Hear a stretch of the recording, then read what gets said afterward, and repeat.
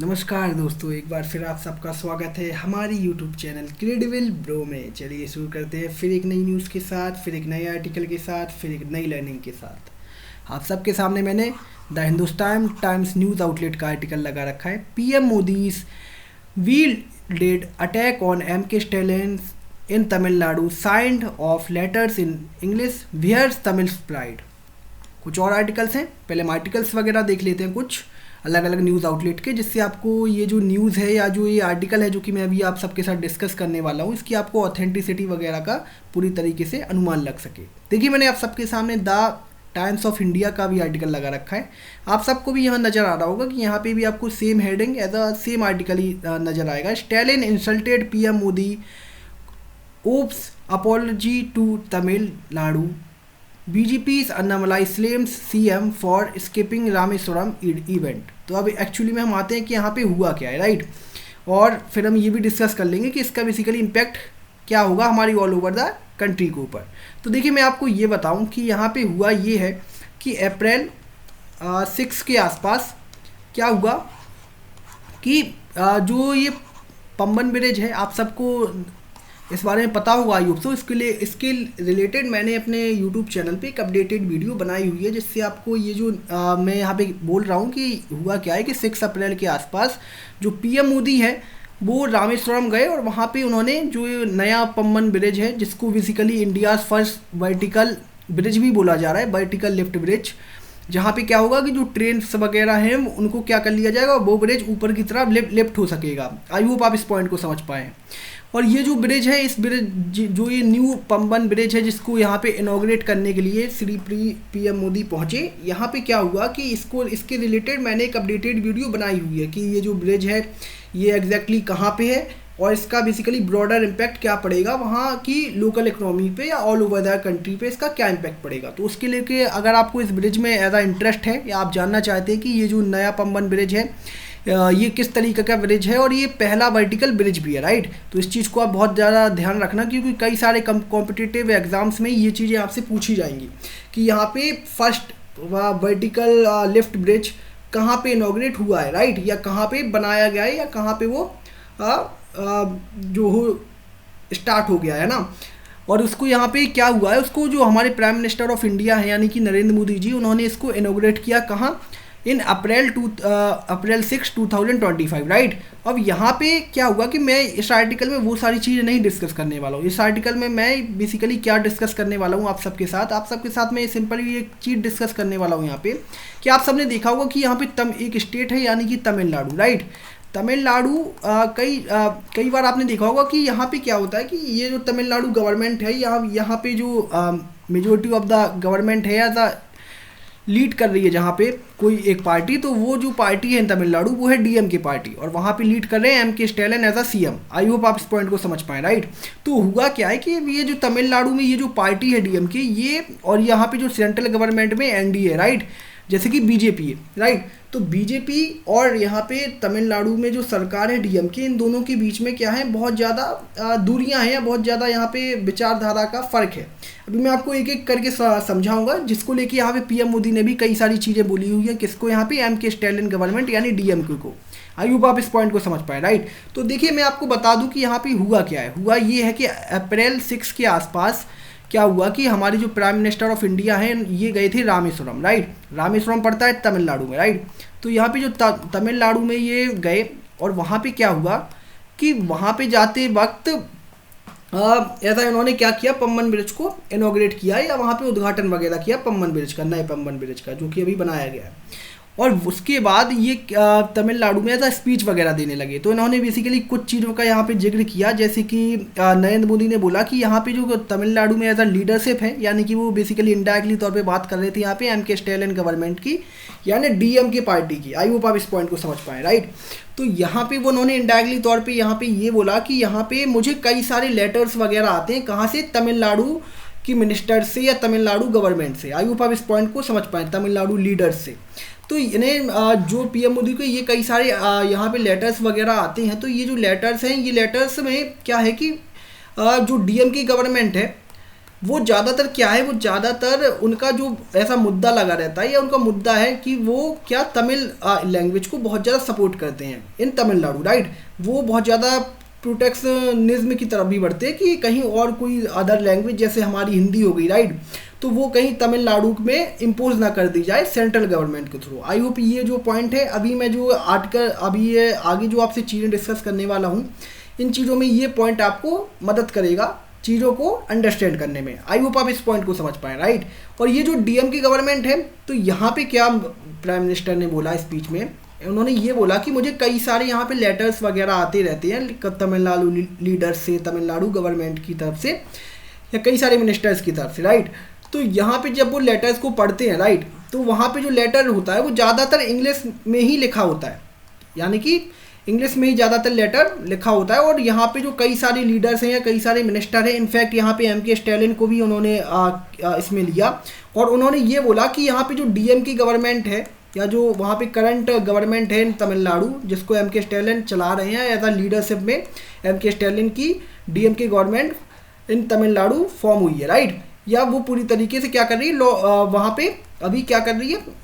वहाँ पे कंट्रोलिंग वगैरह करे हुए या लॉ एंड ऑर्डर वगैरह वहाँ पे किए हुए हैं, जैसे कई सारी राज्यों में कई सारी पार्टीज वगैरह किए होते हैं, है ना। तो यहाँ पे हुआ क्या कि पीएम मोदी का सिंपल सा यहाँ पे चीज़ ये थी कि कई सारी जो गवर्नमेंट लीड या कई सारी जो यहाँ पे लीडर्स हैं इन तमिलनाडु, वो मुझे जब लेटर्स वगैरह भेजते हैं लिखकर, तो उनमें वो ज़्यादातर इंग्लिश का उपयोग करते हैं और यहाँ पे वो क्या अपने साइन में भी तमिल का यूज़ नहीं करते। यानी कि तमिल यहाँ पे जो डीएमके का यहाँ पे जो कहना है, जो डीएमके का यहाँ पे जो विचारधारा है डीएमके पार्टी की, वो सिंपली ये है कि हम यहाँ पे किसी अलग लैंग्वेज को इम्पोज नहीं होने देंगे। यहाँ पे हम तमिल को यहाँ पे यूज़ करेंगे और हम इंग्लिश को भी यहाँ पे यूज़ करेंगे, लेकिन यहाँ पे हम किसी और लैंग्वेज को क्या करेंगे, तमिलनाडु में या इम्पोज वगैरह नहीं होने देंगे थ्रू द सेंट्रल गवर्नमेंट या through the any policies built by central government. I hope इस पॉइंट को आप समझ पाएँ, राइट। तो यहाँ पे उन्होंने बेसिकली यहाँ पे किसको यहाँ पे टारगेट किया, यहाँ पे इनडायरेक्टली तौर पर किसके ऊपर ऐसा अटैक किया पीएम मोदी ने। इसको अटैक नहीं कहेंगे, इसको हम सत्यता कहेंगे, राइट। क्योंकि डीएम की गवर्नमेंट में क्या है कि अगर मैं आपको एक रिसेंटली यहाँ पे एज अ फैक्ट बताऊँ कि अभी क्या हुआ, कि मैंने उसके रिलेटेड भी एक वीडियो बनाई हुई है अपने चैनल पे, अगर आप चाहें तो वो चीज़ देख सकते हैं और आपको उस चीज़ का पूरी तरीके से एज अ फ़ायदा वगैरह भी देखने को मिलेगा। तो यहाँ पे हुआ क्या कि डीएम के गवर्नमेंट ने क्या किया, अभी से कुछ टाइम पहले यानी कि 1 से 1.5 महीने पहले इनके यहाँ बजट पेश हुआ था, राइट, डीएम के यानी कि तमिलनाडु में। और वो किस पार्टी ने वो बजट को प्रस्तुत किया था, जो डीएम की गवर्नमेंट है उन्होंने। और यहाँ पे जो डीएम की गवर्नमेंट है तमिलनाडु, उन्होंने जब ये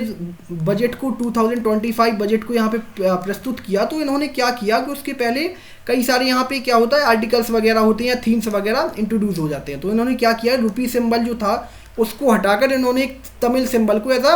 क्या किया, यहाँ पे यूज़ किया, कहाँ, बजट, तमिलनाडु बजट 2025 में। जिससे क्या होगा, कई सारे यहाँ पे बवाल वगैरह मचे ऑल ओवर द कंट्री। या जो तमिलनाडु है या जो सेंट्रल है उसने भी अपोज किया तमिलनाडु की गवर्नमेंट के इस कदम को, लेकिन तमिलनाडु की गवर्नमेंट ने या डीएम की गवर्नमेंट या एम के स्टैलिन, उन्होंने ये कहा कि ये हमारा प्राइड है और ये जो तमिल है ये हमारा प्राइड है, या जो तमिल लैंग्वेज है ये जो हम बोलते हैं ये हमारा प्राइड है, हम किसी भी अदर लैंग्वेज को यहाँ पे तवज्जो नहीं देंगे। या कोई भी जो गवर्नमेंट है या कोई भी सेंट्रल गवर्नमेंट है वो हम पे कोई भी अदर लैंग्वेज इम्पोज नहीं कर सकती। यहाँ पे जो हमारा प्राइड है वो तमिल लैंग्वेज को लेके है। तो आई होप आप इस पॉइंट को समझ पाए हैं कि यहाँ पे डीएमके का मुद्दा ही यही है तमिलनाडु में कि वो क्या करना चाहते हैं, वो तमिल लैंग्वेज को प्रोटेक्ट करके रखना चाहते हैं in all over the Tamil Nadu. लेकिन यही चीज़ जब फैक्टों में देखी जाती है या यही चीज़ जब ग्राउंड लेवल पे देखी जाती है तो ये चीज़ पूरी तरीके से अलग है। वो अलग कैसे है, वो अलग ऐसे है कि यहाँ पे अभी जब पीएम मोदी ने थोड़ी देर पहले यहाँ पे अभी मैंने आपको बताया कि पीएम मोदी ने बोला कि मेरे पास कई सारे लेटर्स वगैरह आते रहते हैं तमिलनाडु लीडर्स की तरफ से, तमिलनाडु मिनिस्टर्स की तरफ से, जिनमें क्या है कि वो ज़्यादातर यहाँ पे या पूरा ही लेटर यहाँ पे इंग्लिश में ही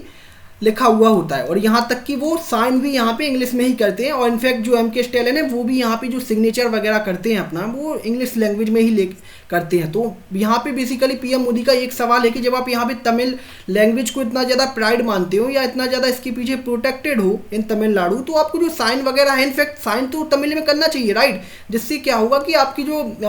इमेज है इन तमिलनाडु वो उससे इंक्रीज होगी, या जो आप बातें बोलते हो वो जो ग्राउंड लेवल पे क्या वही दिखेंगी। यहाँ पे होता क्या है, यहाँ पे इनफैक्ट पीएम मोदी का ये कहना है यहाँ पे कि जो डीएम की गवर्नमेंट है वो क्या कर रही है इन तमिलनाडु में, वो यहाँ पे बोल जरूर रही है कि यहाँ पे वो तमिल को प्रोटेक्ट कर रही है, राइट। लेकिन इनफैक्ट उन्हीं के ही लीडर्स या उन्हीं के ही कई सारे तमिलनाडु लीडर्स जब मुझे लेटर्स वगैरह भेजते हैं तो वो खुद ही तमिल का यूज़ नहीं करते हैं उस लेटर में वो ज़्यादातर इंग्लिश का यूज़ करते हैं। और आप सबको पता है इंग्लिश कौन सी लैंग्वेज है ना। कौन हम पे ये इंग्लिश वगैरह थोप के गया है, ब्रिटिशर्स। तो यहाँ पे जो तमिलनाडु है वो इस चीज़ को नहीं समझ रहा है, और यहाँ पे जो कई सारे इसकी वजह से कई सारा बवाल वगैरह भी मचा रहता है तमिलनाडु और सेंट्रल गवर्नमेंट के बीच में। आई होप आप इस पॉइंट को पूरी तरीके से समझ पाएँ कि ये जो पॉइंट है ये ऑल ओवर द जो पॉइंट है या ऑल ओवर द जो कंट्रोवर्सी है या जो आए दिन ये कंट्रोवर्सी होती रहती है। आपने कई बार देखा होगा कि तमिलनाडु गवर्नमेंट और सेंट्रल के बीच में कई बार टकराव वगैरह भी हो जाता है पॉलिसीज़ को लेके या कई और सारी चीज़ों को लेके, क्योंकि वहाँ पे क्या है कई बार लैंग्वेज वगैरह का बैरियर आता है, और इसका मुद्दा उठाती है कौन, ये इसका पूरी तरीके से मुद्दा उठाती है डीएम की गवर्नमेंट। या डीएम की गवर्नमेंट इस चीज़ को क्या करती है, फेवर करती है। और इनफैक्ट ये अच्छी बात है कि आप अगर अपने रीजन में, आप अपनी स्टेट में अगर आप क्या करते हो, अपनी स्टेट की लैंग्वेज को यहाँ पे प्रिजर्व करके रखना चाहते हो या उसको ही ज़्यादा यूज़ करना चाहते हो, तो ये बहुत अच्छी बात है, राइट। लेकिन क्या है कि आप बोलते तो हो ये सब चीज़ें, या जो डीएम की गवर्नमेंट है वो बोलती तो जरूर है ये सब चीज़ें कि ये क्या करेंगे, ये आप तमिल प्राइड को या तमिल लैंग्वेज को यहाँ पे बहुत ज़्यादा प्राइड देते हैं, बहुत ज़्यादा सम्मान देते हैं, और ये इनके लिए बहुत सम्मान की बात है कि ये यहाँ पे तमिल लैंग्वेज बोलते हैं तमिलनाडु। लेकिन क्या है कि ये कई सारे जो लेटर्स वगैरह हैं जब ये सेंट्रल को भेजते हैं तो वो वहाँ पे तमिल का यूज़ ही नहीं करते हैं। इनफैक्ट वो अपने सिग्नेचर में भी यहाँ पे तमिल का यूज़ नहीं करते हैं, वो ज़्यादातर यूज़ करते हैं यहाँ पे इंग्लिश का। तो ये कैसी चीज़ें हैं कि आप बोल कुछ और रहे हो और कर एकदम उसका अलग रहे हो, ये बेसिकली कहना है यहाँ पे प्राइम मिनिस्टर मोदी का। आई होप आप ये जो पॉइंट है इसको आप समझ पाए हो अंडरस्टैंडली। और अगर मैं आपको एक चीज़ यहाँ पे बताऊँ कि यहाँ पे जो ये लैंग्वेज वॉर है ये तमिलनाडु में कब से यहाँ पे तमिलनाडु इस चीज़ को लेके बहुत ज़्यादा प्रोटेक्टेड हो गया, या यहाँ पे इन किस्म से कह लें जो तमिल है उसको लेके बहुत ज़्यादा प्रोटेक्ट हो गया। मैं देखिए आपको एक टाइम बताना चाहूँगा, इसकी थोड़ी सी मैं हिस्ट्री भी यहाँ पे कवर कर लेता हूँ जिससे आपको चीज़ें ब्रॉडर वे से समझ में आए। जैसे मैं आपको बताऊँ कि 1960s में क्या हुआ कि यहाँ पे जो सेंट्रल गवर्नमेंट थी, राइट, जो भारत सरकार थी उस टाइम पे, जो भी लीड कर रहा हो, राइट, जैसे कांग्रेस ही वगैरह यहाँ पे लीड कर रही होगी उस टाइम पे, मुझे यहाँ पे फैक्चुअल पता नहीं है, तो इस वजह से मैं उस चीज़ को आप सबके ऊपर यहाँ पे छोड़ रहा हूँ, राइट, कि यहाँ पे गवर्नमेंट यानी कि भारत सरकार 1960s में क्या हुआ कि यहाँ पे एंटी हिंदी एजिटेशन चलाएगा ऑल ओवर द तमिलनाडु। और ये जो एंटी हिंदी एजिटेशन है इसका मतलब क्या हुआ, यहाँ पे हुआ क्या था कि जो भारत सरकार है वो क्या करना चाहती थी, इंडिया की एक ही ऑफिशियल लैंग्वेज यहाँ पे रहने देना चाहती थी, और वो थी यहाँ पे, या मैं आपको बताऊँ इन सोलरी यहाँ पे हिंदी को ही एज अ ऑफिशियल लैंग्वेज रहना देना चाहती थी यहाँ पे कौन, हमारी भारत सरकार यानी कि जो सेंट्रल गवर्नमेंट है वो। तो यहाँ पे कई सारी स्टेट्स यहाँ पे मानने के लिए तैयार नहीं थे, और उसमें जो बढ़ चढ़ के नाम आया या जो यहाँ पे एंटी हिंदी एजिटेशन जिसकी मैं आप सबके सामने यहाँ बात कर रहा हूँ, इसको लेके क्या हुआ कि तमिलनाडु में बहुत ज़्यादा प्रोटेस्ट वगैरह हुआ कि जो भारत सरकार है वो हम पे हिंदी थोपना चाहती है, हमारे तमिलनाडु या हमारे तमिल पीपल्स के ऊपर एज अ लैंग्वेज क्या कर रही है, वो थोप रही है हिंदू को। और यहाँ पे क्या हुआ कि इससे क्या होगा कि जो हमारी तमिल लैंग्वेज है उस पर पूरी तरीके से इम्पैक्ट पड़ेगा कि या लोग उसको बोलना कम कर देंगे, राइट। तो इससे क्या हुआ, इससे यहाँ पे ये जो मुद्दा ज़्यादातर उठाया तो उससे यहाँ पे यहाँ पे बिल्ट होके आई एक पार्टी जिसका नाम है यहाँ पे डीएमके। आई होप अब आपको थोड़ा बहुत यहाँ पे डीएमके जो पार्टी है इसके बारे में भी एज अ ब्रॉडर अंडरस्टैंडिंग हो गई होगी कि यहाँ पे जो ये डीएमके पार्टी है और ये सेंट्रल गवर्नमेंट है इनके बीच में टकराव वगैरह क्यों हो जाता है लैंग्वेज को लेके। आई होप आप ये पॉइंट यहाँ पे पूरी तरीके से समझ गए, राइट। और यहाँ पे एक और चीज़ है अभी जो मैंने इससे जो पास्ट में एक वीडियो बनाई हुई है बजट को लेके तमिलनाडु, जब यहाँ पे रुपी सिंबल्स को रिप्लेस करके उन्होंने अपना तमिल जो लैंग्वेज में एज अ रुपी सिंबल है उसको यूज़ किया था अपने बजट में। तो वहाँ पे मैंने एक चीज़ और बताई थी कि यहाँ पे क्या है कि जो सेंट्रल गवर्नमेंट की कई सारी या जो पॉलिसीज़ वगैरह होती हैं जिससे क्या होता है कि जो सेंट्रल गवर्नमेंट है वो कई सारी यहाँ पे राज्यों को फंड्स वगैरह प्रोवाइड करती है, राइट। जैसे हेल्थ वेलफेयर हो गया, एजुकेशन को लेके हो गया, ये कई सारी यहाँ पे डेवलपमेंट को लेके फंड वगैरह प्रोवाइड करती है। कौन? हमारी भारत सरकार। जो अलग अलग रीजनल यहाँ पे पार्टीज हैं या जिनकी भी यहाँ पे गवर्नमेंट है अदर स्टेट इन इंडिया, उनको हमारी सेंट्रल गवर्नमेंट कुछ फंडिंग वगैरह यहाँ पे एलोकेट करती है, राइट। अभी हम उस पर भी आएंगे जिससे आपको चीज़ें और बेहतर तरीके से तमिलनाडु या ऑल ओवर द स्टेट्स को लेके समझ आ सके, राइट। यहाँ पे लेकिन हम यहाँ पे सेंट्रल में रखेंगे तमिलनाडु को, क्योंकि यहाँ पे जो ऑल ओवर द यहाँ पे बात हो रही है वो तमिलनाडु को लेके हो रही है, राइट। तो हम जो अपना मुद्दा है या जो हमारा ऐसा आर्टिकल है, जो हमारा यहाँ पे फोकस है, वो तमिलनाडु को लेकर ही रहेगा, राइट। जिससे आपको तमिलनाडु के बारे में एक ब्रॉडर अंडरस्टैंडिंग यहाँ पे डेवलप हो सके। देखिए मैं आपको यहाँ पे बताऊँ कि यहाँ पे सेंट्रल गवर्नमेंट है तो उसकी एक न्यू एजुकेशन पॉलिसी आई थी 2020 में। आई होप आप इस बारे में आप सबको यहाँ पे थोड़ा बहुत पता होगा। यहाँ पे हुआ क्या कि यहाँ पे जो न्यू एजुकेशन पॉलिसी है, इसमें एक ऐसा पार्ट है जहाँ पे क्या है कि जो सेंट्रल गवर्नमेंट है या जो ये नई एजुकेशन पॉलिसी है, ये बोलती है कई सारे राज्यों को कि मान लेते हैं आपके राज्य में आपकी एक हो गई लोकल लैंग्वेज। जैसे यहाँ पे हम तमिलनाडु का एग्जाम्पल लेके चलते हैं, राइट, क्योंकि यहाँ पे जो आर्टिकल्स वगैरह हैं वो हम तमिलनाडु को लेके कवर कर रहे हैं। तो यहाँ पे मान लेते हैं कि आपके राज्य में एक लोकल लैंग्वेज होगी, जैसे यहाँ पे हो गई तमिल, राइट, जो आपके ऑल ओवर द राज्य में बोली जाती है, राइट। इसको हम रीजनल लैंग्वेज के नाम से भी कह सकते हैं तमिल को, राइट। और यहाँ पे एक आपकी होगी अदर लैंग्वेज जो कि आपकी राज्य में बोली जाती होगी ज़्यादातर तमिल के बाद, तो वो हो गई यहाँ पे इंग्लिश, जो कि यहाँ पे तमिलनाडु के केस में है। लेकिन जो नई एजुकेशन पॉलिसी कहती है वो ये कहती है यहाँ पे कि यहाँ पे आपको एज अ थर्ड लैंग्वेज भी यहाँ पे पढ़ाना चाहिए कई सारे राज्यों को, जिन भी राज्यों में न्यू एजुकेशन पॉलिसी यहाँ पे इम्प्लीमेंटेड है 2020 वाली। तो वहाँ पे क्या है कि वो एजुकेशन पॉलिसी ये बोलती है कि यहाँ पे आपको एक और लैंग्वेज यहाँ पे रखनी चाहिए, और वो लैंग्वेज यहाँ पे क्या है कोई भी हो सकती है। वो आपके ऊपर डिसाइड करने के ऊपर है कि आप उसको क्या चुनोगे। यहाँ पे आप हो सकता है जैसे तमिलनाडु के साथ बॉर्डर वगैरह लगता है, राइट, तो यहाँ पे हो सकता है कर्नाटका का बॉर्डर लगता है, तो राइट यहाँ पे जैसे जो तमिलनाडु गवर्नमेंट है वो इसको कन्नड़ भी चुन सकती है, राइट, वेस्ट बंगाली चुन सकती है, पंजाबी चुन सकती है, और हो सकता है कि हिंदी भी चुन ले, राइट। ये पूरी तरीके से किसके ऊपर यहाँ पे रहेगा एज अ डिसीजन, वो रहेगा वहाँ की स्टेट गवर्नमेंट के ऊपर। ये थी all over the new education policy. अब इसको लेकर भी यहाँ पे बवाल मचा, कहाँ पे? तमिलनाडु में। वहाँ के जो यहाँ पे सीएम है एम.के. स्टैलिन, उन्होंने सिंपली ये बोला यहाँ पे कटाक्ष करके या इसको टारगेट करके किसको, यहाँ पे सेंट्रल गवर्नमेंट को, यानी कि पीएम मोदी की गवर्नमेंट को। उन्होंने सिंपली ये बोला कि अगर मान लेते सेंट्रल गवर्नमेंट इसको लेके क्या है, न्यू एजुकेशन पॉलिसी को लेके कई सारे यहाँ पे फंड वगैरह एलोकेट करती है सेंट्रल गवर्नमेंट, राइट। लगभग 2 से लेके 3,000 करोड़ के आसपास यहाँ पे फंड वगैरह मिल रहा था कई सारी राज्यों को, जो भी ये न्यू एजुकेशन पॉलिसी में एज अ थर्ड लैंग्वेज, वो उनके ऊपर डिपेंड करता है कि वो उस लैंग्वेज को क्या चुनेंगे, राइट।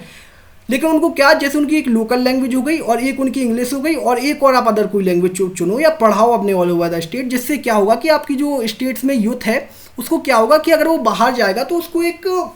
अदर लैंग्वेज आ सकेगी, जिससे वो क्या करेगा, कम्युनिकेट अच्छी तरीके से कर पाएगा, राइट। अगर उसको मान लेते हैं कि उसको तमिल और इंग्लिश ही आती है, राइट, और अगर वो कहीं अदर स्टेट्स में पहुंचा, राइट, तो वहाँ पे अगर उसको उसकी लैंग्वेज नहीं आएगी तो वो कम्युनिकेट नहीं कर पाएगा, कम्युनिकेट नहीं कर पाएगा तो वो चीज़ें नहीं बता पाएगा, और चीज़ें नहीं बता पाएगा तो इसका इम्पैक्ट उसके ऊपर पड़ेगा वहाँ पे, राइट। या लोग उसको वहाँ पे एक अलग तरीके से देखेंगे वहाँ पे, या अलग तरीके से उसकी बात को नहीं समझ पाएंगे, जिससे दिक्कत उसी को ही होगी। तो आई होप आप इस पॉइंट को समझ पाएँ कि यहाँ पे जो एजुकेशन पॉलिसी है या जो नई एजुकेशन पॉलिसी है 2020 वाली, उसमें क्या है, उसमें सिंपली ये जो थर्ड एज अ लैंग्वेज को चूज़ करने का अधिकार है वो ज़्यादातर वहाँ की स्टेट गवर्नमेंट को ही लेना है। लेकिन क्या है कि इसको लेकर भी तमिलनाडु में क्या हुआ, बवाल ऐसी मचा कि वहाँ के जो पीएम चीफ मिनिस्टर हैं एम.के. स्टैलिन, तो उन्होंने ये बोला कि यहाँ पे जो ये फंड वगैरह एलोकेट होता है, जो भी अगर एज अ थर्ड लैंग्वेज चुनेगा तो यहाँ पे 2 से लेके 3,000 करोड़ एज अ फंड वगैरह उसको उस स्टेट को एलोकेट होगा कि वो जो ये लैंग्वेज वगैरह है इसको पढ़ा सके, या इसमें जो किताबें वगैरह हैं इसको लेके जो एक नई लैंग्वेज है उसको डेवलप कर सके, क्या, ऑल ओवर द स्टेट, जिससे उसको आगे चल के एज अ बेनिफिट ही हो उस लैंग्वेज का। आई होप आप इस पॉइंट को समझ पाएँ, राइट। तो इससे हुआ क्या, यहाँ पे हुआ ये कि जो वहाँ की एम.के. स्टैलिन गवर्नमेंट है उन्होंने सिंपली ये बोला कि चाहे सेंट्रल गवर्नमेंट या भारत सरकार हमको 2,000-3,000 करोड़ की बात कर रही है, अगर वो हमें 10,000 करोड़ भी देंगे तमिलनाडु को, तो तमिलनाडु इस चीज़ को नहीं अपनाएगा। जो यहाँ पे न्यू एजुकेशन पॉलिसी 2020 में ये बातें बोली गई हैं कि आपको यहाँ पे थर्ड एज अ लैंग्वेज यहाँ पे चूज़ करनी है, जो कि पूरी तरीके से निर्भर करेगी वहाँ की स्टेट गवर्नमेंट या स्टेट के ऊपर, जो कि वहाँ पे गवर्नमेंट है उसके ऊपर, उसके डिसीजन के ऊपर। लेकिन यहाँ पे हुआ क्या कि यहाँ पे मिसअंडरस्टैंड कर लिया यहाँ पे स्टालिन गवर्नमेंट ने, और उनको यहाँ पे ये लगा कि यहाँ पे जो भारत सरकार है वो क्या करना चाहती है, यहाँ पे हिंदी को इनडायरेक्टली वैसे इम्पोज करना चाहती है, कहाँ पे, या एंट्री दिलवाना चाहती है यहाँ पे तमिलनाडु में। आई होप यहाँ पे आप ये पॉइंट यहाँ समझ पाएँ कि यहाँ पे हिंदी को लेके इतना ज़्यादा बवाल क्यों है तमिलनाडु में, क्योंकि यहाँ पे जो एज स्टेट पार्टी है डीएमके, जो कि यहाँ लीड कर रही है अभी तमिलनाडु को, वो भी इसी मुद्दे के ही ऊपर बनी हुई है। उनका पूरा मुद्दा मैंने आपको भी थोड़ी देर पहले इस वीडियो में भी बताया, 1960s का वो दौर जब ये एंटी हिंदी एजिटेशन चला था बहुत ज़्यादा तमिलनाडु में, बढ़ चढ़ के चला था, और बहुत ज़्यादा प्रोटेस्ट भी हुआ था, जिससे क्या एक पार्टी उभर के आई या एक नेतृत्व विचारधारा उभर के आई, जिससे क्या हुआ कि वहाँ पे तमिलनाडु में वो क्या करना चाहते, तमिल अपनी लैंग्वेज को प्रोटेक्ट करना चाहते, और हिंदी को या कोई और अदर लैंग्वेज को वो अपनाना बिल्कुल नहीं चाहते। तमिल और इंग्लिश यहाँ पे दो चीज़ों को वो अपना के चल रहे हैं। आई होप आपको ये पॉइंट वगैरह यहाँ पे समझ आए होंगे, राइट। और यहाँ पे जो सेकंड चीज़ पीएम मोदी ने बोली, वो यहाँ पे ये बोली कि यहाँ पे जो ये जो डीएमके गवर्नमेंट है, यानी कि एमके स्टालिन जिसको लीड कर रहे हैं यहाँ पे तमिलनाडु में, तो यहाँ पे इनकी तरफ से या इनकी लीडर्स की तरफ से कई बार इस चीज़ को लेके भी बोला गया है कि हमको सेंट्रल गवर्नमेंट से फंड वगैरह टाइम पे एलोकेट नहीं किए जाते, जिससे हमारी जो स्टेट है उसमें डेवलपमेंट वगैरह में परेशानी वगैरह होती है। तो इससे इनडायरेक्टली तौर पे जो हमारे आम नागरिक हैं या जो हमारी आम पॉपुलेशन है इन तमिलियंस, उनको भी यहाँ पे पूरी तरीके से क्या यहाँ पे दिक्कतें वगैरह फेस करनी पड़ती हैं, राइट। तो यहाँ पे इसको लेके जो प्राइम मिनिस्टर मोदी हैं, उन्होंने सिंपली एक चीज़ बोली कि यहाँ पे अगर हम बात करते हैं कि हमसे पहले एज अ गवर्नमेंट थी किसकी, यूपीए गवर्नमेंट, राइट। कांग्रेस यहाँ पे गवर्न कर रही थी 2014 के पहले। तो उन्होंने एक यहाँ पे कंपैरिजन वगैरह भी दिखा दिया कि हमने क्या किया है, हमने उनसे ज़्यादा ही यहाँ पे एलोकेशन दी हुई है या फंड वगैरह एलोकेट किया हुआ है यहाँ पे तमिलनाडु गवर्नमेंट को। अगर मैं इस चीज़ को लेके क्या हुआ, इस चीज़ को मैंने जब ये आर्टिकल्स वगैरह को मैं पढ़ रहा था, तो इसको लेके मैंने कुछ रिसर्च वगैरह भी की, और वहाँ पे मुझे यहाँ पे जो पता चला, तो यहाँ पे लगभग मैंने जो चीज़ यहाँ पे देखी, वो चीज़ लगभग 3 गुना से ज़्यादा यहाँ पे जो करंट गवर्नमेंट है या जो हमारी अभी भारत सरकार है यानी कि एनडीए गवर्नमेंट, तो यहाँ पे इनके द्वारा कई बार इस 3 गुना ज़्यादा एलोकेट किया गया है यूपीए गवर्नमेंट के कंपैरिजन में तमिलनाडु में फंड्स वगैरह in central government. I hope आप इस पॉइंट को समझ पाएँ। अब मैं आपको अगर बताऊं कि अगर किन किन वेज में, जैसे आप सबको पता है रेलवे एलोकेशंस में भी लगभग पहले क्या होता था, इन 2004 से लेकर 2010 के बीच 2014 के बीच का मैं टाइम पीरियड ले रहा हूं, जहां पे यूपीए गवर्नमेंट बहुत ज़्यादा एक्टिव थी in all over the India, right. तो वहाँ पे क्या था कि जो यूपीए गवर्नमेंट थी वो यहाँ पे 900 करोड़ रुपीज़ पर ईयर्स यहाँ पे ऐसा प्रोवाइड करती थी, किसको, in terms of railway allocation या रेलवे वगैरह की सर्विस वगैरह में, किसको, तमिलनाडु को। लेकिन यही चीज़ अगर हम देखें 2014 से 2024 के बीच में, तो ये चीज़ बढ़ के कितनी हो गई, 900 करोड़ से 6000 करोड़ यहाँ पे जो करंट गवर्नमेंट है या जो ये एनडीए है, बीजेपी है, ये यहाँ पे एलोकेट कर रही है इन रेलवे सेक्टर इन तमिलनाडु की, रेलवे ज़्यादा इंप्रूव हो सके। आई होप आपको इससे अंडरस्टैंडिंग वगैरह हुई होगी। और यहाँ पे कई सारी चीज़ों को लेके भी है, जैसे हाईवेज इंफ्रास्ट्रक्चर हो गया, टेक अर्बन डेवलपमेंट हो गया, डिजास्टर रिलीफ हो गया। तो इन्होंने ऑल ओवर द, अगर मैं आपको एक आकलन बताऊं या एक सार बताऊं, तो लगभग 3 गुना की बढ़ोतरी है यहाँ पे यूपीए गवर्नमेंट के कंपैरिजन में। यहाँ पे जो करंट गवर्नमेंट है वो ज़्यादा पे कर रही है, ज़्यादा एलोकेट कर रही है यहाँ पे फंड, किसको, तमिलनाडु गवर्नमेंट को। और यहाँ पे उन्होंने इस चीज़ को लेके एक चीज़ और बोली कि कुछ लोगों का यहाँ पे काम ही होता है बेसिकली रोना, या वो बेसिकली जीवन भर रोते ही रहते हैं कुछ ना कुछ चीज़ों को लेके। यहाँ पे उन्होंने यहाँ पे बात की यहाँ पे एमके स्टालिन की जो गवर्नमेंट है वो कई बार क्या बोलती है राज्यों में या कई स्पीचेस में अपने तमिलियंस जो भाई बहनें हैं उनको ये बताती है कि यहाँ पे सेंट्रल गवर्नमेंट उनके साथ कोऑपरेट नहीं कर रही है, उनको टाइम पे फंड वगैरह प्रोवाइड नहीं कर रही है, या फंड वगैरह देने में बहुत ज़्यादा दिक्कतें वगैरह उनको फेस करनी पड़ रही हैं, किनको, तमिलनाडु को। लेकिन वो ये चीज़ें नहीं दिखेंगे कि यहाँ पे तमिलनाडु के इन कंपैरिजन ऑफ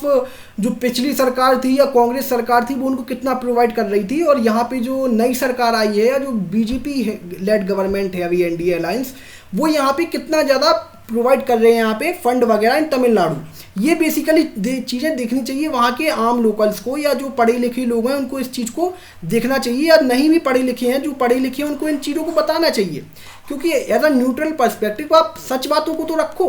है ना। ये जो कई सारी बातें हैं इनसे क्या होता है कि जैसे आम तमिलियंस हैं उनके मन में एक धारणा वगैरह उत्पन्न हो जाती है इस तरीके की कि क्या है कि जो सेंट्रल गवर्नमेंट है वो तमिलनाडु का के साथ कोलैबोरेट नहीं कर रही है, गवर्नमेंट के साथ कोलैबोरेट नहीं कर रही है। तो इससे क्या है कि इनडायरेक्टली तौर पे उनके बीच में खटास वगैरह पैदा होगी, राइट, या उनको यहाँ पे मिसअंडरस्टैंडिंग वगैरह क्रिएट होगी, किनको, आम तमिलियंस को इन तमिलनाडु। जिससे क्या होगा, यहाँ पे कई सारे लोग ये जो डीएमके कई बार करती रहती है इसको एज अ सत्य की राह पे देखते रहेंगे कि यहाँ पे डीएमके होगी, डीएमके गवर्नमेंट है वो तो सच ही बोल रही होगी। तो यहाँ पे क्या है कि कई बार क्या है कि आप चीज़ों को देखो या चीज़ों को पढ़ो, जिससे आपको चीज़ों को पूरी तरीके से ब्रॉडर वे से अंडरस्टैंडिंग वगैरह होती रहे। अब यहाँ से एक डीपर इम्पैक्ट या डीपर जो यहाँ पे इम्पैक्ट पड़ेगा इस चीज़ का, तो वो क्या पड़ रहा है यहाँ पे, ये आपको अभी जो आर्टिकल वगैरह है, ये जो अभी आप मेरे साथ डिस्कस करते हुए चले आए हो यहाँ तक, तो यहाँ तक अभी तक अगर मैं आपको यार डीपर इम्प्लीकेशन बताऊँ तो यहाँ पे जो सबसे बड़ा इम्प्लीकेशन है वो ये दिखा रहा है इस आर्टिकल में कि यहाँ पे स्टेट और सेंट्रल के बीच में बातें नहीं बन रही है, यानी कि फेडरलिज्म वर्सेस सेंट्रलिज्म यहाँ पे हो गया है। यानी कि जो लैंग्वेज डिस्प्यूट है ये इतना ज़्यादा बढ़ गया है कि यहाँ पे फेडरलिज्म वर्सेस सेंट्रलिज्म हो गया, यानी कि जो राज्य सरकारें हैं और केंद्र सरकारें वो आपस में क्या कर रही हैं, ज़्यादा कोऑर्डिनेट नहीं कर रही हैं, जिससे क्या हो रहा है कि यहाँ पे दोनों लोगों को यहाँ पे इम्पैक्ट पड़ेगा। क्योंकि अगर आप खुद सोचो कि ये जो सेंट्रल गवर्नमेंट है या जो स्टेट गवर्नमेंट है, ये दोनों मिलके ही बनता है हमारा प्यारा भारत। आई होप आप इस पॉइंट को समझ पा रहे हैं। अगर दोनों लोग ही यहाँ पे कोलैबोरेट नहीं करेंगे, या वो यहाँ तमिलनाडु के केस में लैंग्वेज को लेके है, कई और स्टेट्स में कुछ और चीज़ों को लेके है, तो यहाँ पे इन चीज़ों से क्या होगा कि जो हमारी आम यहाँ पे लिवलीहुड है उसके ऊपर इसका इम्पैक्ट पड़ेगा, राइट। या डेवलपमेंट वगैरह उस तरीके से नहीं हो पाएगी अगर आप कोऑर्डिनेट नहीं करोगे एक दूसरे से, तो वो दिक्कतें होंगी। उससे आम आदमी को लॉन्ग टर्म में दिक्कत देखने को मिलेगी, क्योंकि सरकारें तो हर 5 साल में आती जाती रहती हैं। आई होप आप इस पॉइंट को समझ पाएँ। और यहाँ पे अगर मैं आपको दूसरा यहाँ पे चीज़ें बताऊँ तो वो है इलेक्टोरल स्ट्रेटजी। यानी कि अगर मैं आपको एक चीज़ और बताऊं, ये जो आपको मैंने आर्टिकल वगैरह बताया, तो अभी मैं आपको एक चीज़ और बताना चाहूँगा एज अ इंटरेस्टिंग फैक्ट कि अगले साल है तमिलनाडु में चुनाव। तो वहाँ पे क्या है, सब वोटर बेस है नहीं बीजेपी का, या वहाँ पे जो बीजेपी है वो इतना ज़्यादा एक्टिव नहीं है तमिलनाडु में। वहाँ पे ज़्यादातर जो एक्टिव है वो वहाँ की एज अ नेशनल पार्टी है, जिसके बारे में मैंने अभी आपके साथ डिस्कस किया, डीएमके पार्टी, जिसको एमके स्टैलिन यहाँ पे लीड कर रहे हैं, राइट। तो ये ज़्यादातर वहाँ पे एक्टिव है। तो इसको लेके जो पीएम मोदी हैं उन्होंने क्या किया, उन्होंने एक केस में से एक बात बोल के क्या किया कि जो कई सारे यहाँ पे जो बीजेपी सपोर्टर्स नहीं थे, तो वो क्या करने लगेंगे, वो बीजेपी की भी विचारधारा को यहाँ पे समझने की कोशिश करेंगे। जो वहाँ पे आम तमिलियंस हैं या जो आम तमिल नागरिक हैं वो इस चीज़ को समझने की कोशिश करेंगे। हो सकता है कि इससे जो थोड़ा बहुत बीजेपी का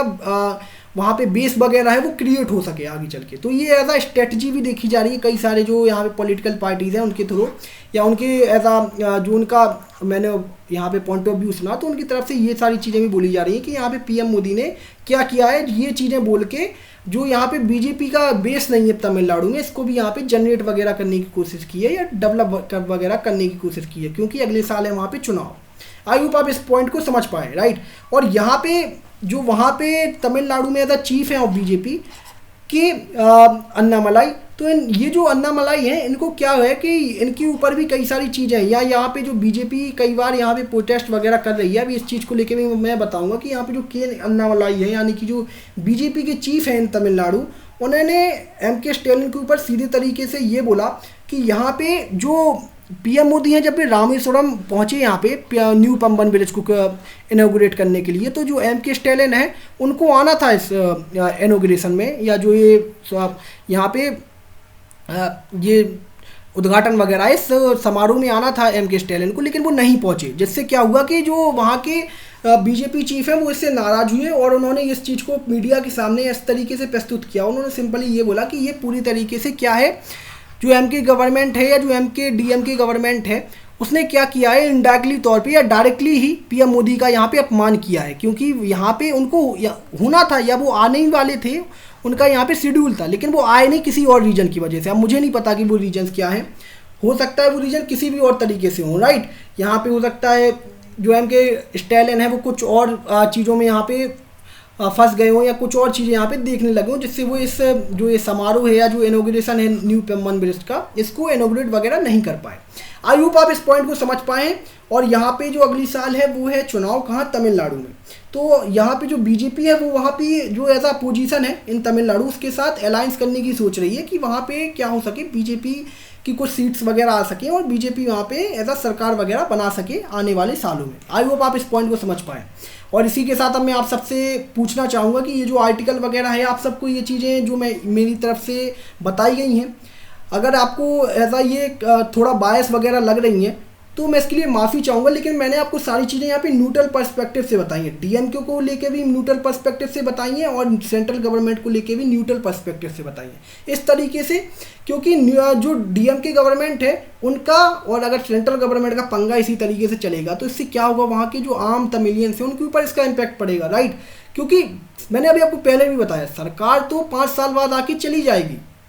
जो वहाँ पे लोग रहते हैं वो तो उनकी जीवन तो वैसे ही चलता रहता है, राइट। उनकी जीवन तो इन्हीं सब चीज़ों से चलता है कि यहाँ पे सेंट्रल ज़्यादा यहाँ पे इन्वेस्ट करे या सेंट्रल ज़्यादा इंफ्रास्ट्रक्चर वगैरह डेवलप करे, जैसे कि उन्होंने अभी किया हुआ है नए पंबन ब्रिज को बना के, और यहाँ पे कोऑर्डिनेशन वगैरह बना रहे राज्य और केंद्र के बीच में, जिससे क्या हो कि ऑल ओवर लॉन्ग टर्म हमारा जो प्यारा भारत है वो और ज़्यादा प्रगति कर सके, राइट। और इसी के साथ अब मैं आप सबसे लेना चाहूँगा अलविदा। आई होप आपको ये सारे पॉइंट्स पूरी तरीके से समझ आए होंगे और जय हिंद, जय भारत।